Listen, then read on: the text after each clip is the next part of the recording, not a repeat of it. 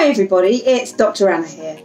Today I'm going to teach you a super simple, really effective technique for stopping those negative thought cycles that happen to us all when we feel really worried or anxious, stressed out or low. And it's important to stop them because what happens is a thought plops into our head and we can't control what thoughts drop into our head, but what we can control is how much attention we pay them, how much airtime we give them, and how much they take hold of us and then influence our lives going forward. So we all have the thoughts, those thoughts just drop in. And when those thoughts are worrying or upsetting, what happens is we pay them a lot of attention and we get caught up into a really negative downward spiral that is all about disaster and catastrophe, that leads us into a horrible, horrible path of feeling really upset and anxious. And it's very hard then to get out of it in that moment. So we need to stop that spiral happening. We can't stop what drops into our mind, but we can stop the spiral. And therefore, this technique is called the stop technique. And it's really great. So when you notice the thought drop in, you basically just say, stop. And it's as if you're going, stop, talk to the hand. Or if it's easier for you to visualise when you're at temporary traffic lights and you have a man standing there with a green go sign on one side and a red stop sign on the other, you imagine yourself coming up against the red stop sign, stop. And there it is, right in front of you. And you notice the thought and you go, stop, however you like to visualise it. And that is step one, that's it. And you do it every single time you notice the negative thought or any thoughts around it plopping into your mind. So let's take for an example, the thought, which is really common, I can't cope. So you notice yourself going, I can't cope. And if you don't attend to it, you then end up being pulled down into a spiral of I can't cope, I'm useless, I'm hopeless, it's going to be a disaster. If this bad thing happens, then I'm never going to get through it. And before you know it in your mind, you've lost everything in your life and your life is in ruins. So I can't cope drops into your mind. For some reason you think it and you go, stop. That's it. Now you might need to do that 20 or 30 times in an hour or maybe even more. I can't cope. Stop. That's it. That's step one. To make it a little bit more powerful, you add something on the end, and that something on the end of the stop is an instruction to yourself or a command or an order or just a statement. So for example, I can't cope. Stop, that's really not helpful to me. Or stop, I'm not engaging in that thought cycle now. It's not helpful.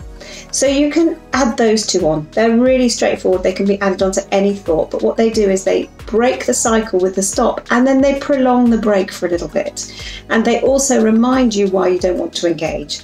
It's not useful, it's not helpful, it doesn't take you anywhere good. So I can't cope comes and you go, stop, this isn't helpful to me, it doesn't lead anywhere good. And on you go with your life.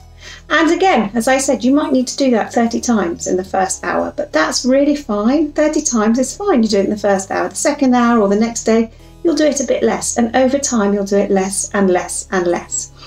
And not only will you do it less because you don't need it as much, but it'll become automatic. So it won't be such a hard work interruption to go through because you'll get really, really used to it. And as you get used to it, you'll just notice you're doing it automatically. So I can't cope. Stop. That's not useful. It's not helpful. I don't want to engage. I'm not interested in going down this path. It doesn't lead me anywhere good. I'm not engaging. Brilliant. Job done. And you can do that on really any thought that is upsetting or distressing. If you want, you can add a third bit on. So you can do the stop, then you can do the statement, I'm not engaging, it doesn't take me anywhere good, it's not helpful. And then if you want, you can add a third aspect, which is more of a challenge, like, I know I can cope. I've coped in loads of different situations over the last number of months or years or weeks or whatever.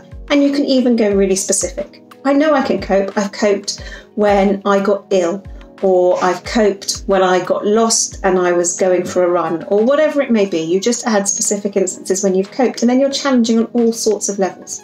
It's a brilliant, brilliant technique. We've done it for I can't cope, but let's go now for another thought that's really common, which is no one's going to like me. I don't want to go to that party. It's going to be awkward. People aren't going to like me. I'm not very good in that situation.